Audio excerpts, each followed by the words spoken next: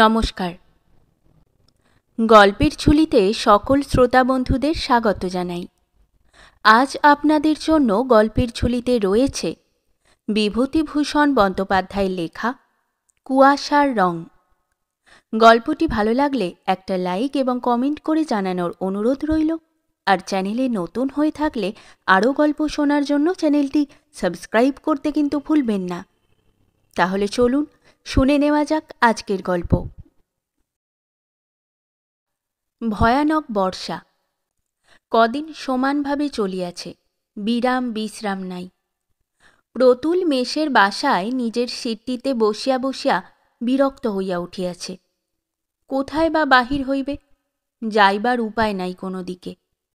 ছাদ চুঁইয়া ঘরে জল পড়িতেছে।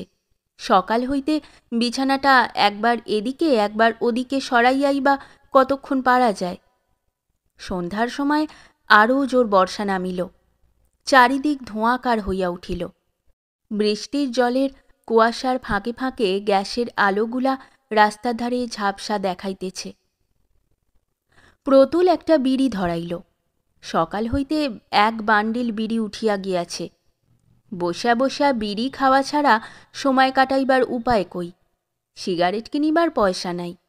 এই সময়টা সিগারেট খাইয়া কাটাইতে হইলে 2 বাক্স ক্যাভেন্ডার নেভিকাট সিগারেট লাগিত।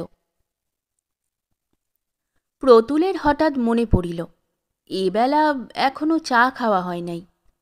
মেষের চাকরকে ডাকিবার উদ্যোগ করিতেছে, এমন সময় দুয়ারে কে ঘা দিল। হয়তো হরিশ চাকরের মনে পড়িয়াছে তাহার ঘরে চা দেওয়া হয় নাই। দুয়ার খুলিয়া প্রতুল অবাক হইয়া চাহিয়া রহিল। এই যে প্রতুলদা, ভালো আছেন? নমস্কার, এলাম আপনার এখানেই। একটি 30-32 বছরের লোক, গায়ে ময়লা পাঞ্জাবি, পায়ে রবারের জুতা, হাতে একটা ছোট টিনের সুটকেস, সঙ্গে একটি বছর 9-10-এর ছোট ছেলে লইয়া ঘরে ঢুকিল। ছাতি হইতে জল গড়াইয়া পড়িতেছে। ভিজা জুতায় ঘরের দুয়ারের সামনের মেঝেটাতে জলের দাগ পড়িল। খোলা দরজা দিয়া ইতিমধ্যে বৃষ্টির ঝাপটা ঘরে ঢুকিল। আয় রে খোকা, যা গিয়ে বসকে যা, তোর জ্যাঠামশাই প্রণাম কর। দাঁড়া, পাটা মুছে দি গামছা দিয়ে, যা। প্রতুল তখনও ঠিক করিতে পারে নাই লোকটা কে। এমন দুর্যোগের দিনে তাহার আশ্রয় গ্রহণ করিতে আসিয়াছে। দেশের লোক, গ্রামের লোক তো নয়। কোথায় ইহাকে সে দেখিয়াছে? হঠাৎ তাহার মনে পড়িয়া গেল, এ সেই শশধর, নাথপুরের শশধর গাঙ্গুলি। এত বড় হইয়া উঠিয়াছে সেই 18-19 বছরের ছোকরা। আর বাল্যের সেই চমৎকার চেহারা এত খারাপ হইয়া উঠিল কিভাবে? চিনতে পেরেছেন প্রতুলদা? হ্যাঁ হ্যাঁ, এসো বসো। ওহ, কতকাল পরে দেখা। তা তুমি জানলে কি করে এখানে আমি আছি? ভালো আছো বেশ? এটি কে? ছেলে? বেশ বেশ। শশধর রাঙা দাঁত বাহির করিয়া একগাল হাসিয়া বলিল, তা হবে না। সে আজ কত বছরের কথা বলুন তো? আজ 12-13 কি 14 বছরের কথা হয়ে গেল যে। আপনার ঠিকানা নিলুম জীবন ভট্টাচার্যির কাছ থেকে। জীবন ভট্টাচার্যকে মনে পড়ছে না? সেই যে জীবনদা, আমাদের লাইব্রেরির সেক্রেটারি ছিল। কিন্তু জীবনবাবুই বা আমার ঠিকানা জানলেন কি করে? তার সঙ্গেও তো 12-13 বছর দেখা নেই। যতদিন নাথপুর ছেড়েছি ততদিন তার সঙ্গেও।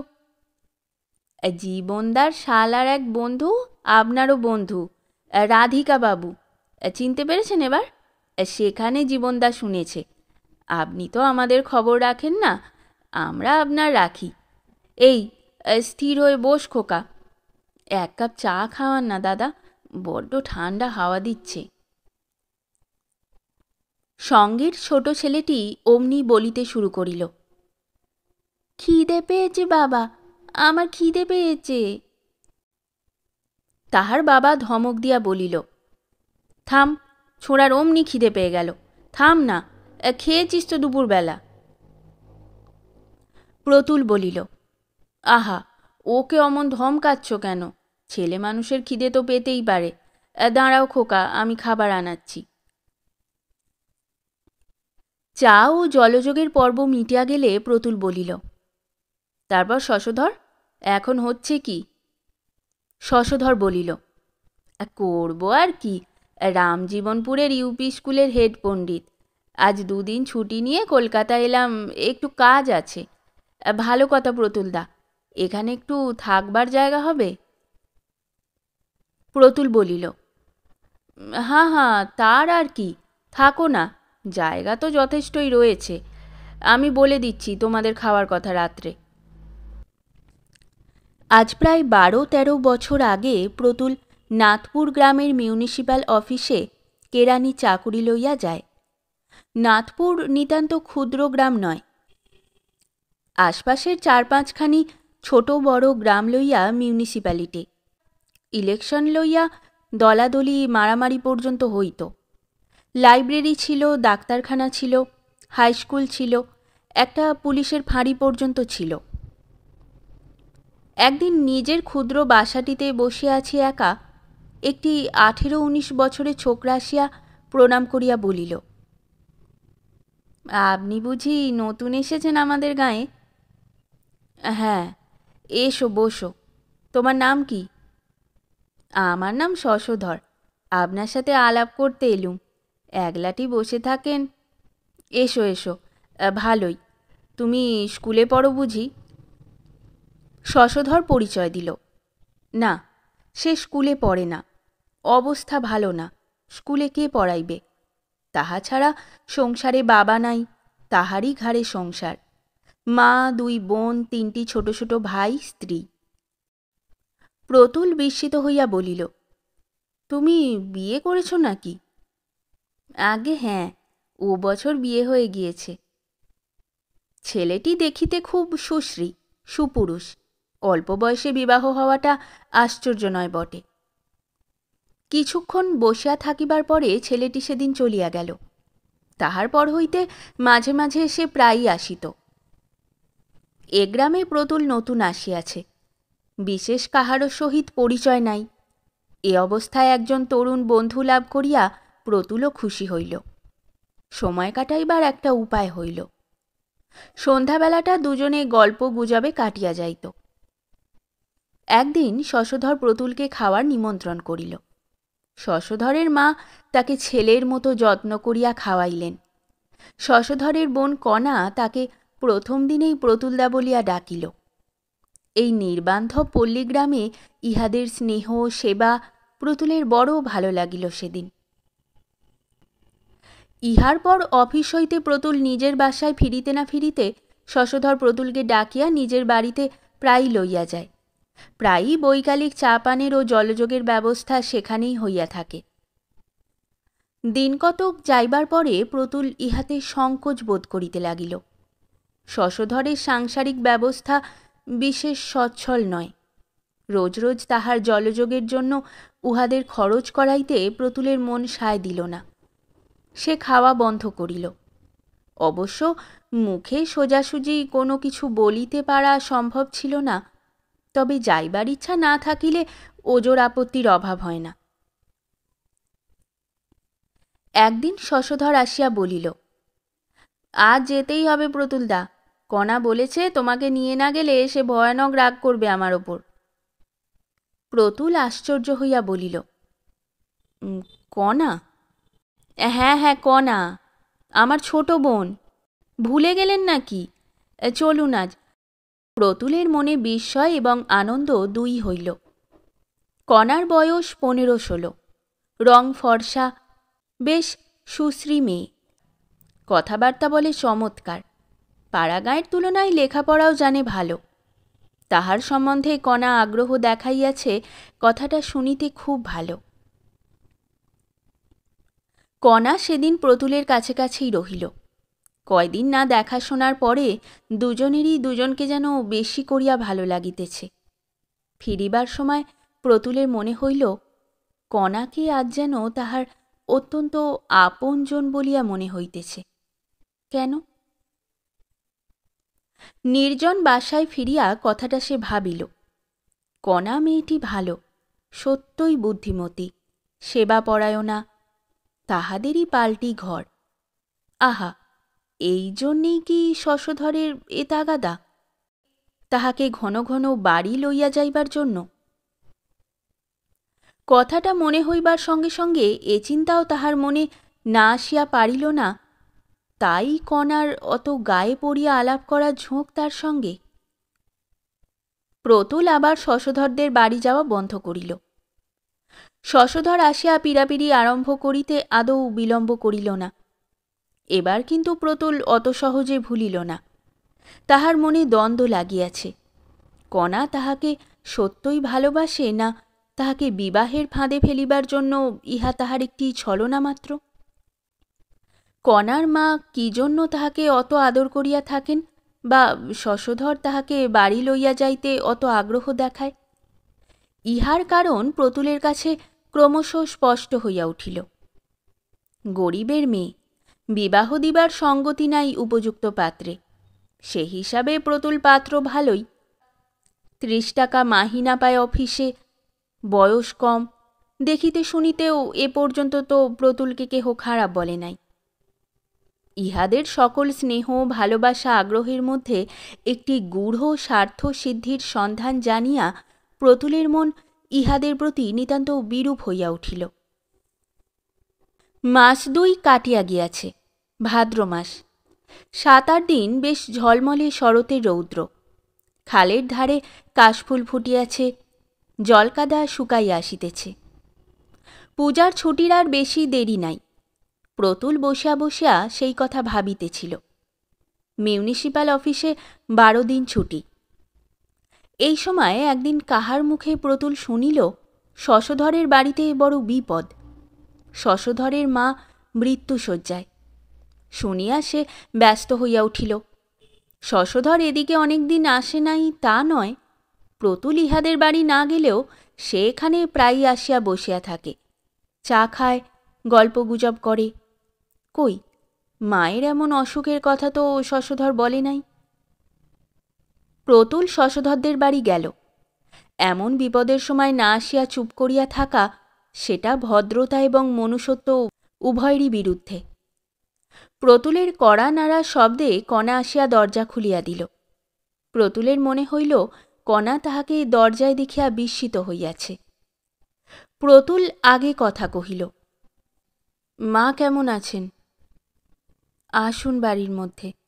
দাদা নেই বাড়িতে, ডাক্তার ডাকতে গিয়েছে, অবস্থা ভালো না। চলো চলো দেখি গিয়ে। আমি কিছুই জানি নে কণা অসুখের কথা। শশধর কদিন আমার ওখানে যায়নি, তবে মাঝে যা গিয়েছিল তখন কিছু বলেনি। বলবে কি, মার অসুখ আজ সবে 5 দিন হয়েছে তো, পরশু রাত্রি থেকে বাড়াবাড়ি যাচ্ছে, এর আগে এমন তো হয়নি। ঘরের মধ্যে ঢুকিয়া যেটা প্রতুলের চোখে সর্বপ্রথম পড়িল, সেটি ইহাদের দারিদ্র্যের কুশ্রী ও মলিন রূপ। সে নিজেও বড়লোকের ছেলে নয়, কিন্তু তবুও তাহাদের বাড়িতে গৃহস্থালির যে শ্রীছাঁদ আছে, এখানে তার সিকিও নাই। কণা বলিল, এতকাল আসেননি কেন এদিকে? আমাদের তো ভুলেই গিয়েছেন। প্রতুলের মনে কষ্ট হইল। কণার ক্লান্ত, উদ্বেগপূর্ণ এবং ঈষৎ বিষণ্ণ চোখ দুটির দিকে চাহিয়া তাহার মনে হইল সে বড় নিষ্ঠুর কাজ করিয়াছে এতদিন এখানে না আসিয়া। কণা বড় ভালো মেয়ে। যতক্ষণ প্রতুল তাহাদের বাড়ি রহিল, ততক্ষণের মধ্যেই প্রতুল জানিতে পারিল কণার কি কর্তব্যজ্ঞান, রুগ্ন মায়ের কি সেবাটাই করিতেছে কণা। এত দুঃখে উদ্বেগেও কণার সুন্দর রূপ ম্লান হয় নাই। অনেক মেয়েকে সে দেখিয়াছে, সাজিলে গুজিলে সুশ্রী বলিয়া মনে হয়, কিন্তু মলিন কাপড় পরিয়া থাকিলে বা চুল না বাঁধা থাকিলে, কিংবা হয়তো সদ্য ঘুম হইতে ওঠা অবস্থায় দেখিলে বড় খারাপ দেখায়। কণা রূপের মধ্যে একটা কিছু আছে যাহাতে কোনো অবস্থাতেই খারাপ দেখায় না। এত অনিয়ম, রাত্রি জাগরণ, উদ্বেগ, পরিশ্রমের মধ্যেও কণা তেমনই ফুটন্ত ফুলটির মতো তাজা। তেমনি লাবণ্য ওর সুকুমার মুখে।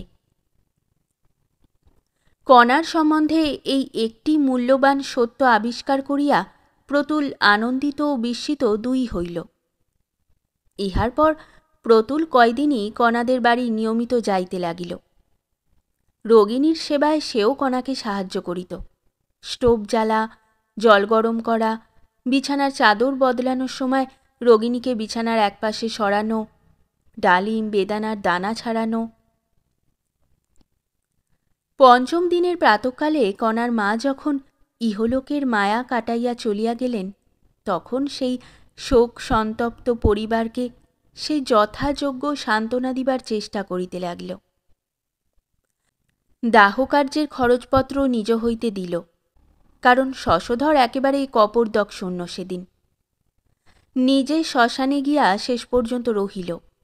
আবার সকলের সঙ্গে সেখান হইতে কণাদের বাড়ি ফিরিয়া আগুন তাপিল এবং নিমের পাতা দাঁতে কাটিল। কণা আজকাল প্রতুলের দিকেও বড় টানে। তাহার সুখ দুঃখ, সে রাত্রে ঘুমাইল কিনা, তাহাকে চা ঠিক সময় দেওয়া এবং সেই সঙ্গে কিছু না হোক এক মুঠা মুড়ি ও তেল নুন মাখিয়া দেওয়া, এসব দিকে কণার সতর্ক দৃষ্টি। এত দুঃখ বিপদের মধ্যেও ইহাও প্রতুলের মনে বড় আনন্দ দিয়াছে কয়দিন। শ্রাদ্ধের আগের দিন প্রতুল শশধরকে নিজের মাহিনা হইতে 20টি টাকা দিয়া তাহাকে কি করিতে হইবে না হইবে পরামর্শ দিল। জিনিসপত্র ও লোকজন খাওয়ানোর ফর্দ করিল। সামান্য তিলকাঞ্চন শ্রাদ্ধ হইবে। শ্রাদ্ধের দিন 12টি ব্রাহ্মণ এবং নিয়মভঙ্গের দিন জন15 জ্ঞাতি কুটুম্ব খাইবে। এসব কথা কণাদের বাড়ি বসিয়াই হইতেছিল। পরামর্শান্তে প্রতুলকে বসাইয়া রাখিয়া শশধর কোথায় বাহির হইয়া গেল। প্রতুলের বসিয়া থাকিবার কারণ সে এখনো বৈকালিক চা পান করে নাই। না খাইয়া গেলে কণা চটিয়া যাইবে। কণা চা লইয়া ঘরে ঢুকিল। প্রতুল কণার হাত হইতে পেয়ালাটি লইয়া বলিল, বসো কণা, কালকের সব জোগাড় করে রাখো। ফর্দ দিয়েছেন নবীন ভট্টাচার্যি। সন্ধ্যের পর একবার দেখে নিও সেখানা। শশধর কেনাকাটা করতে গিয়েছে, যদি কিছু বাদ পড়ে আনিয়ে নিও। আপনি টাকা দিলেন? আমি? হ্যাঁ, তা কত টাকা দিলেন? সে কথায় কি দরকার, সে এমন কিছু নয়। তাছাড়া ধার। শশধর আবার আমায়, দাদা আবার আপনাকে ছাই দেবে। আপনাকে কথাটা বলবো ভেবেছি। কেন আপনি আমাদের পেছনে এমন করে খরচ করবেন?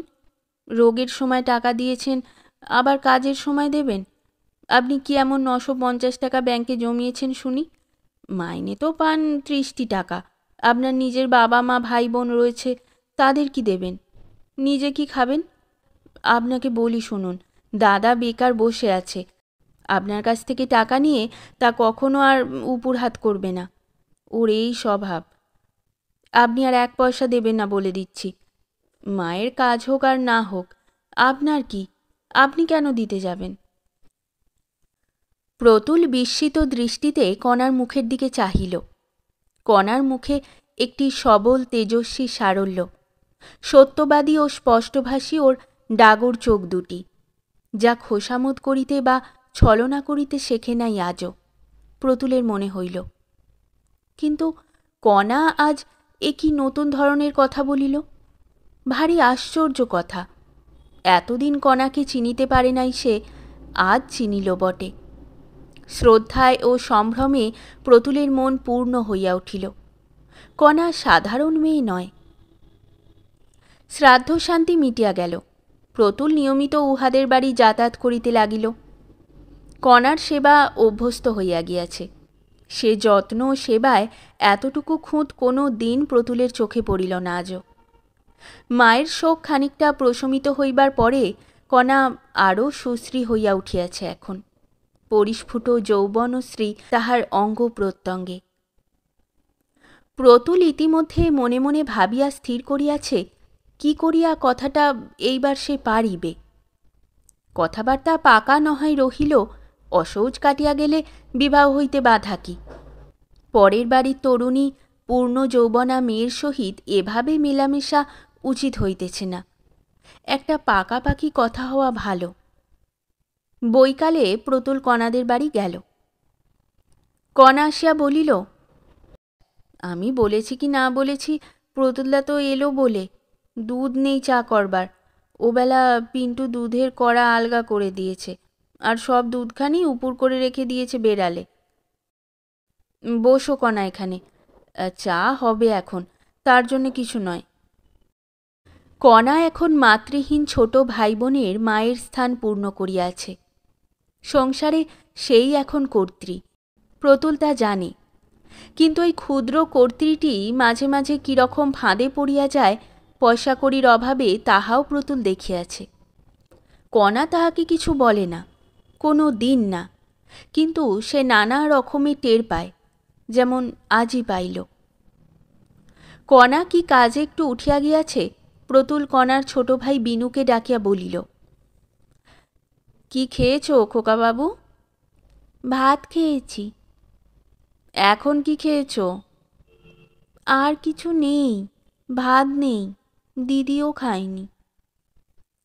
তখনই সেখানে কণার ছোট বোন 11 বছরের পিন্টু আসিল। প্রতুল বলিল, কণা খায়নি কেন? পিন্টু বলিল, ভাত ছিল না, ওবেলা চাল ধার করে নিয়ে এলো দিদি ওই সরকারদের বাড়ি থেকে। দাদা কাল কোথায় গিয়েছে, আজও তো ফিরল না। মহেশ চক্রবর্তীর দোকানে টাকা পাবে বলে চাল ডাল দেয় না আজকাল। দিদি এখন কোথায় পাবে, কোন দিকে যাবে? প্রতুল অনেক কথা ভাবিল। কণা সংসার চালাইতে পারে না টাকার অভাবে। সে নিজে যদি বাহির হইতে 2-10 টাকা সাহায্য করে, সেটা যেন ভিক্ষা দেওয়ার মতো দেখায়। সে টাকা হাত পাতিয়া লওয়ায় কণার গৌরব ক্ষুণ্ণ হয়। কণাকে সে অপমানের মধ্যে টানিয়া আনিতে তাহার মন সরে না। অথচ এরকম কষ্ট করিয়াই বা কণা কতদিন বাঁচিবে? সব দিকের সুমীমাংসা করিতে হইলে বিবাহের কথাটা পারিতে আর বিলম্ব করা উচিত নয়। আজই সে কণার সঙ্গে এ বিষয়ে একটা বোঝাপড়া করিবে আগে, তাহার পরে শশধরকে জানাইলেই চলিবে। এখন শশধরটা মানুষ নয়, সে ইতিমধ্যে বেশ বুঝিয়া ফেলিয়াছে। কণা চা লইয়া ঘরে ঢুকিল, বলিল, একটু দেরি হয়ে গেল প্রতুলদা, দুধ ছিল না একেবারে, আনলাম রায় কাকাদের বাড়ি থেকে। দেখুন তো চাটা খেয়ে কেমন হয়েছে। প্রতুল বলিল, ব্যস্ত হয়ে ঘুরছ কোথায় কণা? বসো এখানে, কথা আছে। শীতকালের বিকাল। কণাদের বাড়ির চারিপাশে বন জঙ্গলে বনমৌরি লতায় ফুল ফুটিয়াছে। বেশ একটা উগ্র সুগন্ধে অপরাহ্নের শীতল বাতাস ভরপুর। ভাঙা ইটের পাঁচিলের গায়ে রাঙা রোদ পড়িয়া কণাদের পুরানো পৈতৃক ভদ্রাসনের প্রাচীনত্ব ও দারিদ্র্য যেন আরও বাড়াইয়া তুলিয়াছে। কণা বসিল।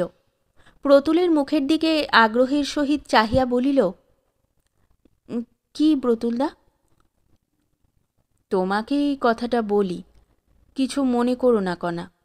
অনেক দিন থেকে কথাটা আমার মনে রয়েছে, বলি বলি করে বলা ঘটে উঠছে না। তুমি আমায় বিয়ে করবে কণা? আমি অত্যন্ত সৌভাগ্য বলে মনে করব যদি। কণা খানিকটা চুপ করিয়া রহিল। খানিকক্ষণ দুজনের কেহই কথা বলিল না। তারপরে কণা ধীরে ধীরে অনেকটা চাপা সুরে বলিল, সে হয় না প্রতুলদা। প্রতুল বিস্মিত হইল। কণার উত্তর সম্পূর্ণ অপ্রত্যাশিত তার কাছে। বলিল, হয় না কণা? কণা মাটির দিকে চোখ রাখিয়া পূর্ববৎ নিম্ন সুরে বলিল, হয় না প্রতুলদা। কারণ আছে অবশ্যই, কিন্তু সে কথা বলবো না। বিয়ে হতে পারে না। কারণটা জানতে পারলে বড় ভালো হতো কণা। খুব বেশি বাধা কিছু আছে কি? হ্যাঁ। কারণটা বলবে? আপনি কিছুই জানেন না? দাদা কিছু বলেনি আপনাকে? প্রতুল আরও বিস্মিত হইল। কি জানিবে সে? শশধরই বা তাহাকে কি বলিবে? অত্যন্ত আগ্রহ ও কৌতূহলের সঙ্গে সে বলিল, না কণা, তুমি কি বলছো আমি কিছুই বুঝতে পারছি নে। শশধর কি বলবে আমায়? আমি বিধবা। তুমি? হ্যাঁ, 8 বছর বয়সে আমার বিয়ে হয়। 13 বছর বয়সে এই 5 বছর হলো। প্রতুলের মাথা বনবন করিয়া ঘুরিতে লাগিল যেন, সর্বশরীর যেন ঝিমঝিম করিতেছে। কণা বিধবা? কণার বিবাহ হইয়াছিল 8 বছর বয়সে? অদৃষ্টের কি দারুণ পরিহাস! আর সে কত আকাশকুসুম না রচনা করিয়াছে মনে মনে এই কণাকে লইয়া। ইহাদের প্রতি মনে মনে কত অবিচার করিয়াছে তাহাকে জামাই করিবার উদ্দেশ্য প্রতি আরোপ করিয়া। গ্লানি ও অনুতাপে প্রতুলের মন পূর্ণ হইয়া গেল। কিন্তু কণা, এ কথা তো আমি কিছুই জানি নে। আমাকে তো কেউ কিছু বলেনি। আমার কিন্তু ধারণা ছিল যে আপনি জানেন, দাদা বলেছে আপনাকে। আমিও অবাক হয়ে গেছি এ কথা শুনে। একটা কথা বলবো? বিধবার পুনর্বিবাহ তো হচ্ছে সমাজে। প্রতুলদা, ওসব কথা থাক। যা হয় না যেখানে সেখানে সে কথা তোলা মিথ্যে মিথ্যে কেন? না, আমার কথার উত্তর দাও কণা। আমি অমন ধরনের কথা শুনব না তোমার মুখে। তোমায় সুখী করার দিকে আমার লক্ষ্য। সেজন্য সংস্কার এবং সমাজ আমি অনায়াসেই ঠেলব। কণার চোখ দিয়া জল গড়াইয়া পড়িল। সে মুখ নিচু করিয়া আঁচলের প্রান্ত দিয়া চোখ মুছিয়া বলিল, আপনার পায়ে পড়ি প্রতুলদা। প্রতুল আর কিছু বলিল না। পরদিন অফিসে আসিয়াই সে চাকুরিতে ইস্তফা দিয়া দিল 1 মাসের নোটিশে। এখানে আর থাকিবে না, থাকিয়া লাভ নাই। এই 1 মাসের মধ্যে সে কণাদের বাড়ি গেল প্রায় প্রত্যেক দিনই, কিন্তু চাকুরিতে নোটিশ দেওয়ার কথা কাহাকেও বলিল না। বিবাহ সম্বন্ধে কণার সাথে আর কোনো কথাও বলে নাই। যদিও কণা আগের মতোই তাহার কাছে নিঃসংকোচে আসে, বসে, কথাবার্তা কয়। যাইবার পূর্বে সে কণাদের বাড়ি গেল। অন্যান্য কথাবার্তার পর সে বলিল, কণা, আমি এখান থেকে চলে যাচ্ছি কাল। কণা আশ্চর্য হইয়া প্রতুলের মুখের দিকে চাহিয়া বলিল, চলে যাবেন? কেন? চাকুরি ছেড়ে দিচ্ছি। সে কি কথা? কথাটা ঠিক তাই, কাল যাচ্ছি। সত্যি? সত্যি, মিথ্যে বলে লাভ কি? সে কথা তো একদিনও বলেননি। না, বলিনি। বলেই বা লাভ কি, যেতেই যখন হবে। কেন? এখানে আপনার অসুবিধা কি হচ্ছিল? ভালো চাকুরি পেয়েছেন বুঝি কোথাও? কোথাও না। কণা চুপ করিয়া রহিল। প্রতুলও তাই। খানিক পরে কণা বলিল, যাবেন তা জানতুম। বিদেশি লোক আপনি, আপনাকে তো ধরে রাখা যাবে না। আমাদের কথা আপনি শুনবেনই বা কেন? অনেক জ্বালাতন করেছি, কিছু মনে করো না কণা। কণা চুপ করিয়া রহিল। এই পর্যন্ত সেদিন কণার সঙ্গে কথাবার্তা। পরদিন আর একবার কণাদের বাড়ি যাইবার কথা ভাবিয়াও প্রতুলের যাওয়া ঘটিল না। দুপুরে ট্রেনে প্রতুল চলিয়া আসিল। সারা পথ কেবল কণার কথা মনে হইল প্রতুলের। সেই অভাব অনটনের সংসারে চিরকাল কাটাইতে হইবে তাহাকে। গরিবের ঘরের অল্প বয়সী বিধবা মেয়ে, দাদার সংসার ছাড়া আর উপায় নাই। কণার জীবন অন্ধকার, কোনো আলো নেই কোনো দিক হইতে। প্রতুলের বুকের মধ্যে কোথায় যেন টনটন করিতেছে। কণাকে কাহার কাছে রাখিয়া যাইতেছে সে? পরক্ষণেই ভাবিল, কি মুশকিল। কণা রয়েছে তার বাপের ভিটেতে ভাই বোনের কাছে, দাদার কাছে। আমার সঙ্গে তার কি? মাস 5-6 পরে, সেই ফাল্গুন মাসেই মায়ের পীড়াপিড়িতে তাহাকে বিবাহ করিতে হইল। প্রতুলের শ্বশুরে 2-3টি ছোট বড় কলিয়ারি ছিল, কিন্তু কলিয়ারিগুলির অবস্থা ছিল খারাপ। চুরি হইত, নির্ভরযোগ্য ম্যানেজারের অভাবে কলিয়ারিগুলি লোকসানি মহল হইয়া পড়িয়া থাকিত। প্রতুলের শ্বশুর একদিন প্রস্তাব করিলেন, সে অফিসে চাকুরি না করিয়া যদি কলিয়ারিগুলির তত্ত্বাবধান করে, তবে অফিসে যে বেতন পাইতেছে তাহা তো পাইবেই, উপরন্তু ভবিষ্যতে একটা উন্নতির আশা থাকে শ্বশুর জামাই উভয়েরই। প্রতুল শ্বশুরের প্রস্তাবে রাজি হইল। আরও বছর 2 পরে কলিয়ারির অবস্থা সত্যই ফিরিল প্রতুলের কর্মদক্ষতায়। প্রতুল আসানসোলের রেল স্টেশন হইতে 3 মাইল দূরে বুদ্ধচক কলিয়ারিতে সাজানো বাংলোতে স্ত্রী পুত্র লইয়া বাস করে। একটু স্টাইলের উপরই থাকে, না থাকিলে চলে না, কাজের খাতিরেই থাকিতে হয় নাকি। কি জানি কেন এখানে আসিয়া কণার কথা তাহার বড়ই মনে পড়িতে লাগিল। আজ তাহার এই সাজানো বাংলো, সুখ, ঐশ্বর্য, ইহাদের ভাগ কণা কিছুই পাইল না। সেই সুদূর পাড়াগাঁয়ে দারিদ্র নিরাশার অন্ধকারের মধ্যে ভাঙা পুরনো ইটের পুরনো কোঠাবাড়ি আঁকড়াইয়া পড়িয়া রহিল। প্রতুলের মনটা যেন হাহা করিয়া ওঠে। সে বুঝিল এখনও কণার কথা তাহার মন জুড়িয়া বসিয়া আছে, তাই তাহাকে ভুলিয়া যাওয়া প্রতুলের পক্ষে সহজ নয়। প্রতুলের স্ত্রী বড়লোকের মেয়ে, বাল্যকাল হইতে সে সুখভোগ করিয়া আসিতেছে। তাহাকে খাওয়াইয়া পড়াইয়া নতুন জিনিস দেখাইয়া লাভ কি? তেলা মাথায় তেল দেওয়া। বরং যে চিরবঞ্চিতা, জীবন যাহাকে কিছুই দেয় নাই, তাহাকে যদি আজ সে... কেন এমন হয় জীবনে কে বলিবে? যে পাইয়া আসিতেছে সেই বরাবর পায়, যে পায় না সে কখনোই পায় না। যাহাকে খাওয়াইয়া সুখ, পড়াইয়া সুখ, দেখাইয়া সুখ, তাহাকে খাওয়ানো যায় না, পড়ানো যায় না, দেখানোও যায় না। কেন এমন হয়? এসব 4-5 বছর আগের কথা। আজ কয়েকদিন হইল প্রতুল কলিকাতায় আসিয়াছে চাকুরির খোঁজে। কলিয়ারি আছে, কিন্তু প্রতুলের স্ত্রী নাই। পুনর্মূষিকের পর্যায়ে আসিয়া দাঁড়াইবার ইতিহাস আছে। সংক্ষেপে এই যে, গত বৎসর স্ত্রীর মৃত্যুর পর হইতেই শ্বশুরের কলিয়ারিতে থাকা প্রতুলের ভালো মনে হইল না, এবং তারপরে দেখা গেল প্রতুলের শ্বশুরেরও তাহা ক্রমশ ভালো বলিয়া মনে হইতেছে না। সুতরাং আজ কয়েকদিন হইল প্রতুল তাহার ছেলেটিকে সঙ্গে লইয়া কলিকাতায় আসিয়া এই পরিচিত মেসটিতে উঠিয়াছে এবং চাকুরির সন্ধানে আছে। এই সেই শশধর, কণার ভাই।